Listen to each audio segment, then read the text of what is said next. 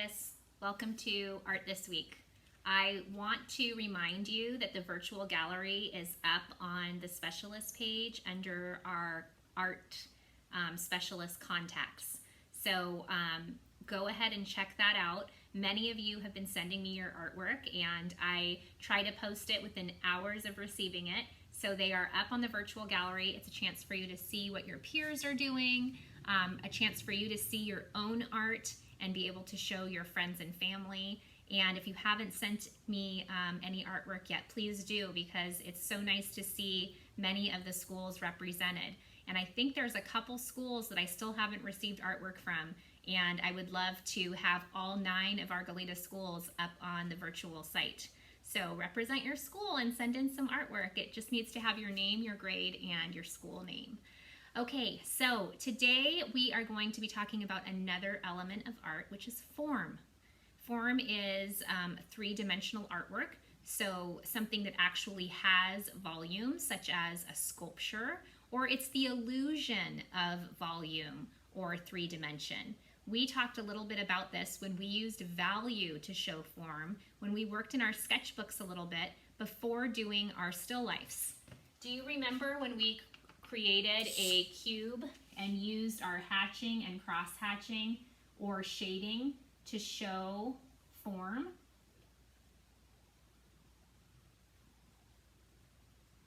Here I'm doing the cross hatching on a section of the cube to show form. We could also do this with a triangle, making it a pyramid. We gave the illusion of form when we did our line exercise with our mountains that were looking like pyramids. Could also do this with a cylinder, giving the illusion that these flat objects actually have form to them or volume. Today we are going to create form by creating relief artwork. Have you ever heard of the Mexican folk art called Hojalata? This is a tin relief. Sometimes you will see it on lanterns or mirrors. I happen to have a mirror that is done in this tin art. You can see that there's stamping, punching, cutting. It's an embossing technique. We can't do the embossing and etching and cutting with the supplies that we have at home, but we can give the illusion of the relief by creating, it does have relief, but the illusion of it being hojalata by working with some basic materials that we have at home. Hojalata comes in many different shapes and sizes with all different subject matter. Sometimes the hojalata, like I said, is maybe a lantern or a mirror, or it could be a box. Sometimes it's just a metal piece that you might hang. And we are going to focus our hojalata today on the subject matter of Dia de los Muertos. Many of you probably have heard of this holiday before. It's celebrated widely around the world, but most commonly in Latin America and Mexico, where it originated. And it takes place on November 1st and 2nd, and it's a celebration of those people who have passed on, and the people who are living that loved them celebrate them or honor them by having feasts and festivities. So here are some pictures to show you a little bit of what those festivities look like. But oftentimes, or what those festivities look like, the symbol most widely used with Dia de los Muertos are calaveras. These skeletons are often having a good time, doing the things that they loved in life, dancing, singing, maybe riding a bike, feasting. It's always a happy skeleton, which is what makes it such a fun project to do with all of you.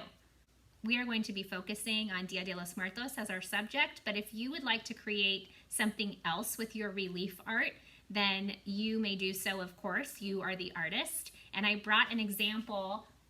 One of my daughters a few years ago created this little relief art, and hers is her fish sparkle.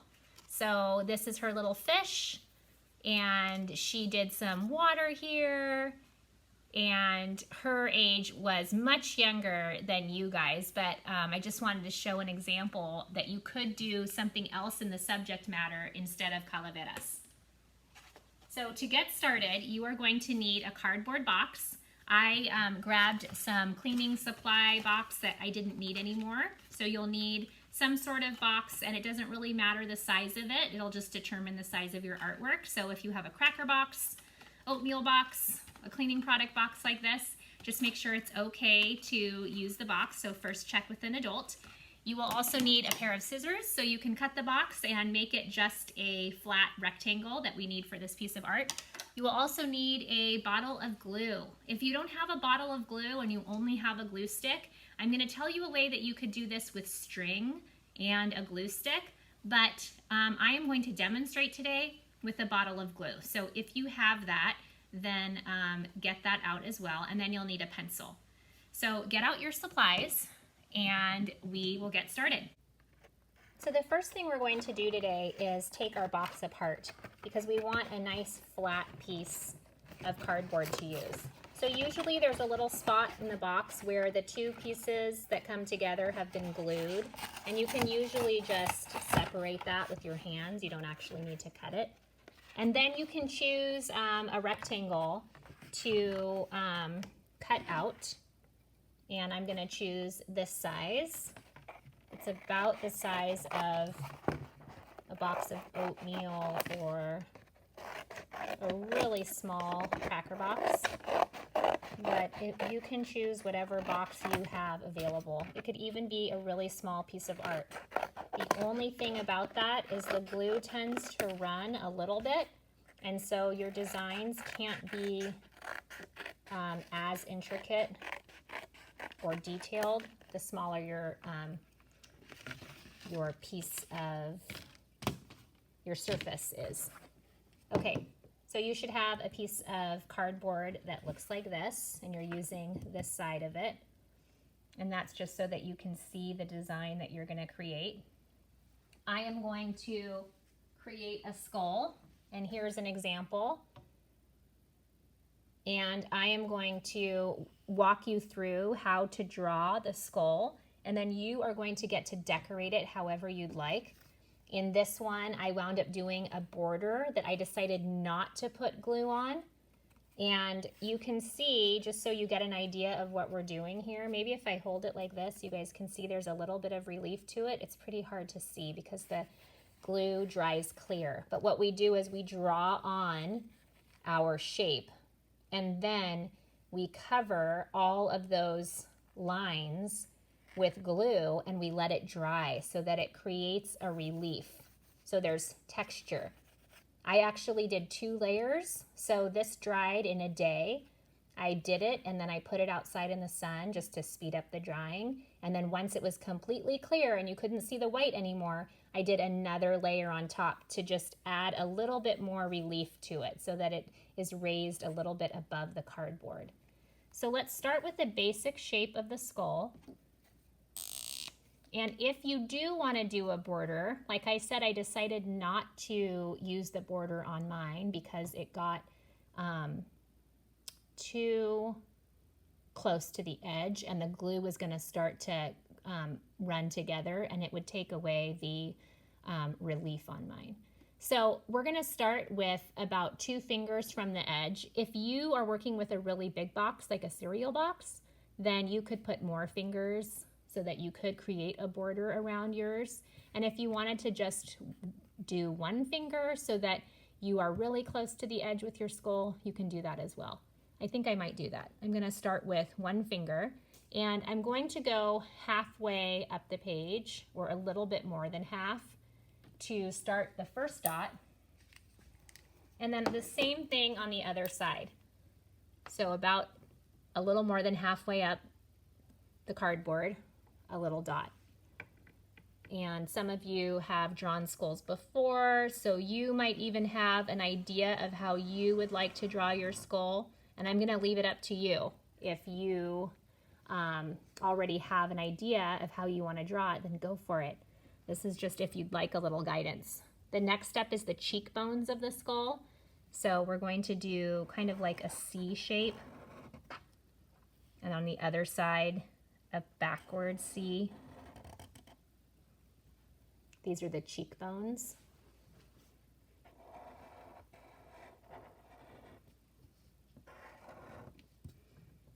And I told you a pencil, but if you want to be working with a pen, the pencil is just so you have the ability to sketch it.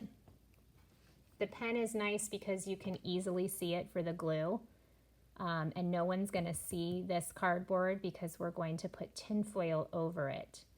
So if you want to use pen and know that you're not going to be erasing it, you could do that as well. Okay, the next step is the jaw. So the jaw has a square shape to it, and it goes from one cheekbone down to the other cheekbone. If you wanted to end it a little bit higher than the bottom so that you could add neck bones here, you could do that. Or you could just do the jaw, which is a square shape.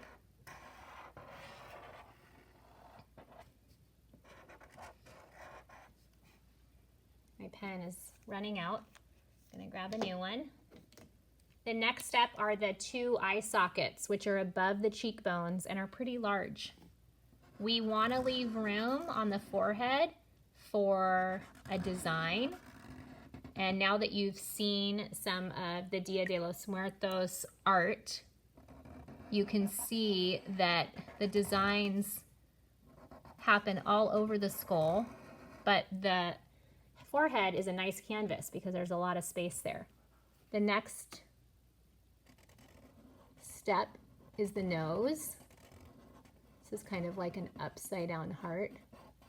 Doesn't have to be pointy there, but that's about at the line of the cheekbone. And then the final part of the face is the mouth. So I'm going to do mine from one side of the skull to the other, and then a line in the middle. And you could do the teeth by just adding vertical lines. I kind of like to do these curved lines.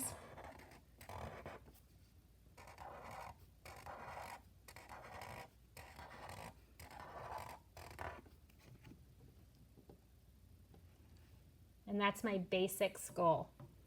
Now, it's common with the calaveras that the eyes have a flower design. They do not have to. They could have a different pattern inside or outside. They don't always have the flower, but it is something common that you see. There's all different types of designs that you can do. I'm putting some pictures here for you to see different options that you could use as inspiration.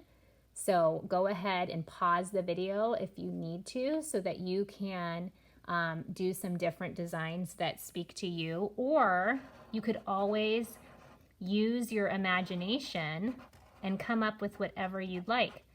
And you may also be doing something different than the calaveras. Maybe you are doing your pet like my daughter did. So this is just a guide, remember, of ideas that you could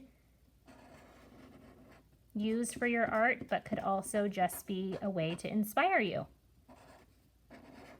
My pen is running out, so it's a little bit hard to see. But that is the basic idea. Marigolds are a popular flower with Dia de los Muertos. So I like to decorate some part of the calaveras art with marigolds. And I am choosing to put mine in the corners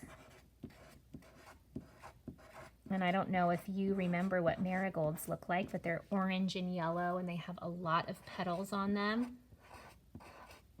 And they are the flower of choice for the decorations and festivities of the holiday.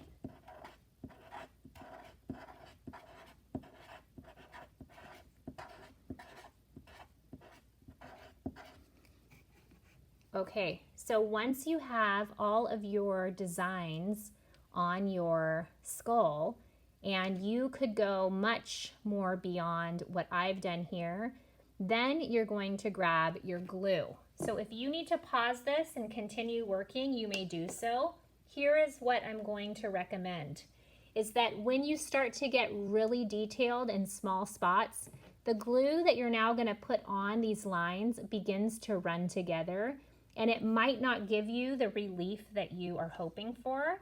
So you might want to try to keep your designs separated from one another and not get too detailed.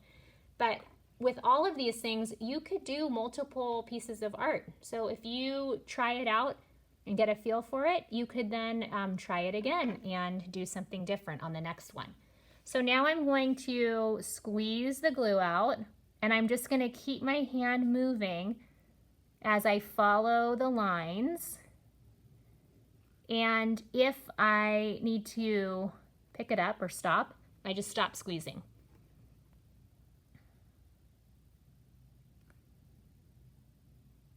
Remember to pause if you need to, if I'm moving too fast. The rest of this project for today is just squeezing out the glue and following the lines.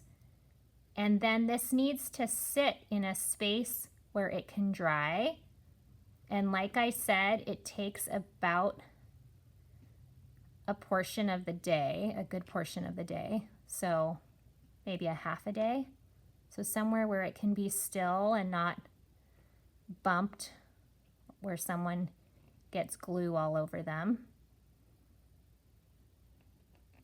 or you get glue on yourself. How are you guys doing? So you can see that glue didn't go on the line that I intended. That's fine. No one's gonna see that anyway. So if you're not right on top of your lines, or if you decide there's something else that you want to do instead, you can. So here's an example of where the glue ran together. So now when I'm doing the artwork, once the tin foil is on it, that's not going to allow me an area to color, which is fine. Some of them will be like that. But the idea is that you have relief with the lines. So the lines come up off of the tin foil, just as if there was embossing, as if we had used something to punch or stamp into the tin, just like the artisans do when they're creating this beautiful folk art. And if you haven't gotten a chance to see this type of art, you could find it at an import store. If you've been to Mexico and you've gotten to see artwork there. What's beautiful too about this artwork is you don't necessarily have to be somebody who's trained in art. You don't have to be a fine artist to have learned this craft. It's something that you could learn with practice. Okay, so that's where you should be when you finish the project today, is have all your lines covered with glue, and then we'll meet back for the next lesson to complete the piece of art. Have a good day, and I'll talk to you later.